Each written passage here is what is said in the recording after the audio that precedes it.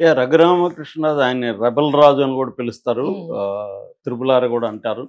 So, గతంలో ఆయనకి జగన్‌కి తలనొప్పిగా మారిపోయాడు అదేదో అంటారు కదా! హ్మ్. వేమన పద్యం. చెబులోని జోరిగ చెప్పులోని రాయి అవును ఇంటిలోని సార్.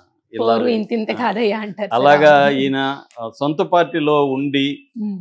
జగన్‌ని విమర్శించడం, అతి దారుణంగా మాట్లాడడం ఇదే పని చేశాడు. బూతులతో సహా ఆయన అనేక రెచ్చిపోయేవాడు ఆయన. ఎందుకంటే బాలకృష్ణలాగే ఈయనకి కూడా హ్మ్. లాంగ్వేజ్ ఫిల్టర్ అనేది ఉండదు. హ్మ్. సో, అలాగా ఇదైపోయాడు. దాన్ని ఫస్ట్‌లో భరించలేక జగన్ ఏం చేశాడంటే ఇతన్ని సెడిషన్ యాక్ట్ పెట్టాడు. రాజద్రోహ నేరం. అదొక హ్మ్. పనికిమాలిన బ్రిటిష్ కాలం నాటి చట్టము. దాన్ని తీసేసి అదే చట్టాన్ని ఇప్పుడు వేరే పద్ధతిలో బిఎన్ఎస్‌లోకి తీసుకొచ్చారు హ్మ్. బీజేపీ వాళ్ళు.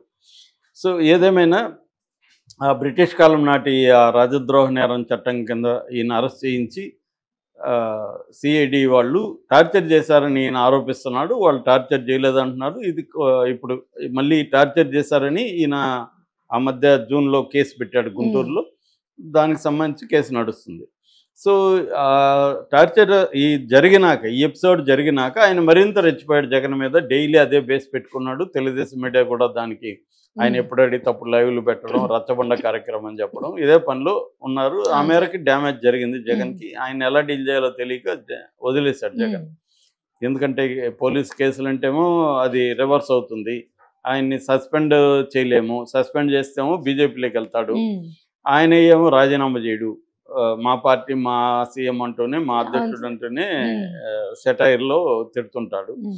సో, ఇది జరిగింది. దాని తర్వాత ఆయన అనూహ్యంగా బీజేపీలోకి వెళ్దాం అనుకున్నాడు. బీజేపీ ఆహ్, అంగీకరించలేదు. బీజేపీ నుంచి ఆయన మళ్ళీ నర్సాపూర్ సీట్‌లో ఎంపీగా కంటెస్ట్ చేద్దాం హ్మ్. అనుకున్నాడు. కానీ వాళ్ళు సీట్ ఇవ్వలేదు. దాంతో మళ్ళీ తెలుగుదేశంలోకొచ్చాడు. అప్పుడే గూడా తెలుగుదేశం చంద్రబాబు మీద గూడా ఆయన అప్పుడే యాంటీగా గూడా మాట్లాడాడు కొంత. బట్ చంద్రబాబు తన ఆహ్, పార్టీకి ఆయన హెల్ప్ చేశాడు. జగన్‌ని ఓడించడంలో ప్రధాన పాత్ర తెలుగుదేశంలో ఏ నాయకుడు చేయనంతగా చేశాడు కాబట్టి, చంద్రబాబు ఆయన్ని సముచితంగా ఇది హ్మ్. చేయాలనుకున్నాడు. నిజానికి మంత్రి పదవి గూడా ఆశించాడు. ముందు నుంచి కూడా ఆయన స్పీకర్ కూడా ఆశించాడు. నా అవును సార్. అభిమానులు స్పీకర్ కోరుకుంటున్నారన్నాడు. కానీ హ్మ్. ఫైనల్‌గా ఆయనకి డిప్యూటీ స్పీకర్. స్పీకర్‌గా అదే మామూలుగా ఎవరన్నా అంటారు గదా!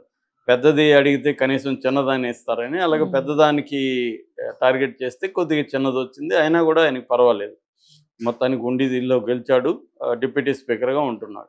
ఇప్పుడు ఆయన ఒక డిప్యూటీ స్పీకర్‌గా ఉన్నాడు. తమ కూటమి ప్రభుత్వం ఉంది కాబట్టి జగన్ మీద తనని హింసించారని చెప్తున్న వాళ్ళ మీద ప్రతీకారం తీర్చుకోకపోతే ఎలాగా?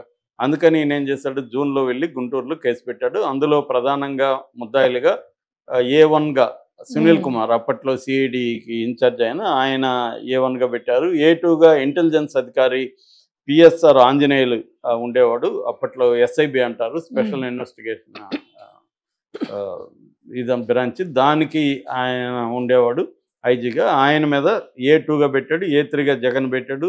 ఇంకా మిగతా వాళ్ళని సీఐడీ వాళ్ళని పెట్టారు. హ్మ్. దాని తర్వాత ఒక ప్రైవేట్ వ్యక్తి ఆయన పేరు కామేపల్లి తులసిబాబు అనే ఒక ప్రైవేట్ వ్యక్తి వచ్చి నా గుండెల మీద కూర్చొని నన్ను కొట్టాడు, టార్చర్ చేశాడనేది ఈయన ఇచ్చాడు. సో, దీంట్లో ఇప్పుడు ఇప్పటివరకు ఏందంటే ఈ కేసులో చంద్రబాబు ప్రభుత్వం సునీల్ కుమార్‌ని ఏ1 అరెస్ట్ చేయలేదు, హ్మ్. ఏ2ని అరెస్ట్ చేయలేదు, ఏ3 జగన్ ఎలాగో అరెస్ట్ చేయలేదు. సో, ఈయనైతే అరెస్ట్ చేశారు. తులసిబాబుని అరెస్ట్ చేశారు. కస్టడీకి గూడా నిన్న 3 రోజుల పోలీస్ కస్టడీకి గూడా ఇచ్చారు. ఇంతవరకు బాగానే ఉంది. ఈయనకిప్పుడు 2 రకాల అసంతృప్తులున్నాయి. ఒకటి ఏ1ని, ఏ2ని అరెస్ట్ చేయల. సునీల్ కుమార్‌ని అరెస్ట్ చేయలే ఇప్పటివరకు. ఆంజనేయులు, పిఎస్ఆర్ ఆంజనేయులు అరెస్ట్ చేయల. హ్మ్. ఎందుకు అరెస్ట్ చేయలేదు అనేది ఈయనకున్న కోపం. రెండవది ఈ తులసిబాబు, కామేపల్లి తులసిబాబు ఎవరో గాదు తెలుగుదేశం కార్యకర్త. ఓకే. తెలుగుదేశంలో వెనిగండ్ల రాము ఆయన హ్మ్. గుడివాడ ఎమ్మెల్యే వెనిగండ్ల రాముకి ప్రధానమైన అనుచరుడు. రైట్ హ్యాండ్ ఆయన ఆత్మ అని కూడా చెప్పుకుంటారు. సో, అతన్ని ఎందుకు పార్టీలో నుంచి సస్పెండ్ చేయలేదు? హ్మ్. అరెస్ట్ చేశారు మంచిదే. కానీ పార్టీలో నుంచి సస్పెండ్ చేయాలి గదా! అనేది ఈయనకి అసంతృప్తికి కారణం. కానీ వెనిగండ్ల రాము ఒప్పుకోడు దానికి. హ్మ్. ఎందుకంటే ఇది ఆరోపణ మాత్రమే. ఇదేం ప్రూవ్ కాలేదు. ఆయన పోయి నిజంగా గుండెల మీద హ్మ్. చేశాడా లేదా ప్రూవ్ కాలేదు గదా! అవును సార్. ఎవరైనా ఆరోపిస్తే వాళ్ళని పార్టీ నుంచి తీసేయాలా? ఇదెక్కడ ఏ రాజకీయం? హ్మ్. అనేది వెనుగండ్ల రాము అంటాడు. వెనుగండ్ల రామేమో ఎన్ఆర్ఐ, ఆయన ఎప్పటి నుంచో డబ్బులు ఖర్చు పెట్టుకుని గుడివాడలో కొడాలి నాని మీద గెలిచిన వ్యక్తి ఆయన. సో రెండోది ఎంపీగా ఉంటున్న కేసినేని చిన్నికి కూడా ఆయన చాలా కావాల్సిన వ్యక్తి. ఇలాంటి కాంటెక్స్ట్లో చంద్రబాబు వెనిగండ్ల రాముకి కోపం తెప్పించే విషయంలోకి జోక్యం చేసుకోవాలంటే చంద్రబాబుకి ఇబ్బంది.